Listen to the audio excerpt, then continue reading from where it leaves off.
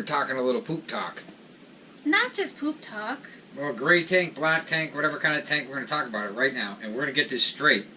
Because when we first started, we had absolutely no idea and could not find any videos on it. And we know that there are a lot of new RVers coming to the community. And you may have some camping experience and you may not. So we want to explain these things as we know them. Black tank. Let's start off with the big one, the black tank. No. What is the black tank? No. There's 3 different tanks. Okay. The black tank. Yep. The gray tank. And the potable tank. The potable water. Potable water. Okay, so what is the black tank? Black tank is when you go to the bathroom number 2. And it's stinky. Next. What is the gray? Gray tank is when you wash your hands and you take a shower. Next. And where else? And laundry. And? Take a shower. And? Take a shower. You sink. You sink. You sink. And what's the last one? Potable water is drinking water. I wouldn't drink it. People say you can, but I would not drink it. If you have an RO like this, you can drink it. If it comes to potable water, that's, water you take a shower with, water you flush the toilet with, water you wash your hands with, wash your dishes with, things like that. So if it says non-potable water, and you're at a rest stop, and your drain your tank says non-potable water, do not drink, that means, you can't at least put that in drinking, can you put that in your tanks to at least run your sink and stuff? No. What about flush your toilet? No. You cannot use that. Do not put that in your RV. Use that. Okay, perfect. So if you go to a dump station and you see where it says a hose that says for potable water, that's what you want to use. But most of them when you go to says non-potable. Yeah. That means no. Which means you can use that to clean out your black tank, but you cannot use that to fill your potable water. Exactly. Okay. Is that recycled water or something? It's recycled something we don't know, but just don't use it. Don't use it. For your potable water, you have to get the water in there somehow, so what type of a hose do you use? Do you use a garden hose? Can't use a garden hose. Why? Because you get what is it? It's rubbery. It tastes like rubber. I know. I've used it before, but you're not supposed to use it. It'll make it taste bad. It's not good for you. You can get that mixed up with your black tank cleaner hose. Not cool. So, yeah, just use a hose that says RV water hose. Well, they're white hoses. Well, they're white or blue. You can get the blue ones too. They do? Well, we have a blue one. We do? Yes, we do. All right, so white or blue, and they should say for drinking water. Yeah, drinking water, potable water. Now you want to use them when you're filling up from either the city or you're filling up from a different source. Right. What is the thing that we have to put in front of the spigot? You want to use a regulator in front of the hose so you don't blow the pipes out in the RV. Basically, what it is it brings it down to probably around 40 to 45 psi. Usually coming out of city water, 60 to 70 psi, which is pounds per square inch. And we don't want that much. We don't need that much power. We don't need that much pressure. It's an RV. You're on vacation. You have time to take a longer shower, right? Ladies, it's kind of nice sometimes. Unless you're boondocking, then you're. But you don't really have a choice. You don't want to blow up your pipes, right? Go to Walmart, spend the $10 and get the reducer. Now, why don't we reducers too? How come you don't put it from the RV after the hose? Yeah, you don't want to put it on the RV. You want to put it on the spigot because then what happens if you put it on the RV, your hose will blow up with pressure, and your hose will have too much pressure in it, and it blow your hose outside too. So put it right at the spigot. There's a reason for this. Right at the spigot, where you're gonna right in the RV park, right at the spigot. Then you can put it on. Don't run your hose to your RV and then put it on your RV. You want to put the reducer on the spigot. It's really important, guys. Okay. So how would you run it? You go the spigot, then your reducer, then the hose that hooks up into your RV. Spigot for the thing, a reducer, and then you put your hose to your RV. Okay. Now, what about insulating the hoses? Do you have to do that? Insulate the hose in the wintertime so it doesn't freeze. And sometimes, if it gets too cold and you can't insulate it, you actually have to.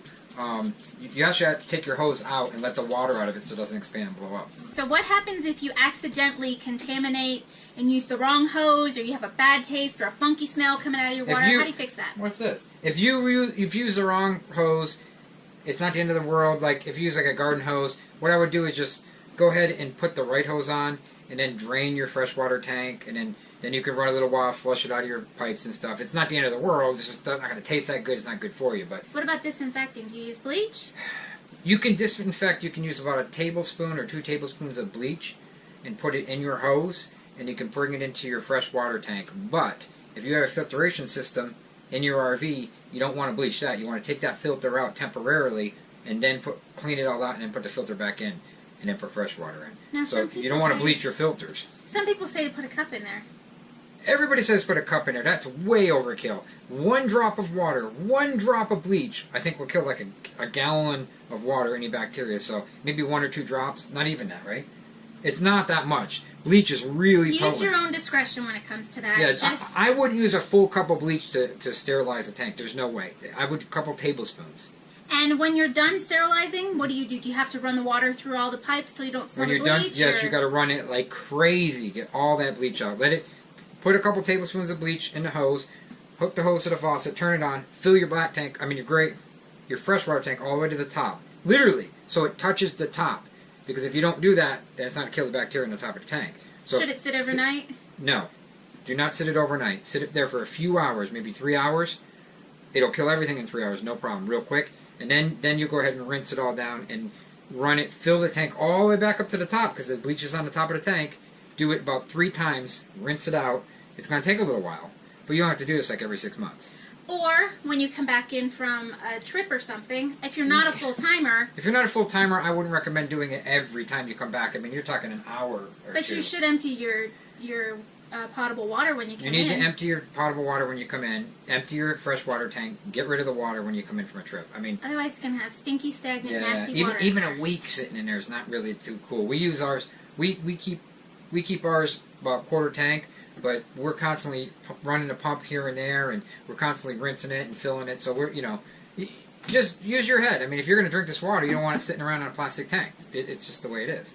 Okay, and also, let's move on to the gray tank. Okay, gray tank. All right, what's the gray tank for again? Gray tank's for your kitchen sink, your shower. It depends on your RV setup, but mostly it's a kitchen sink and a shower and laundry sometimes. It's a separate tank from your potable and your black. Mm-hmm. And also, when you're washing your dishes, make sure you clean out all the food and particles and stuff, because that'll sit on the bottom and cause a funky smell coming up out of your sink, and you're asking your husband, what is wrong with Once this? in a while, like every 3 months or about 3 or 4 months, I would take your gray tanks and shut them and fill them all the way to the top with water, which is just run your sink or run your shower or whatever, and put about 3 tablespoons of. You can go a little heavier on the bleach, but not too heavy if you have a septic tank, 'cause you ruin a tank. But just a couple tablespoons and let it fill all the way up, maybe even a cup.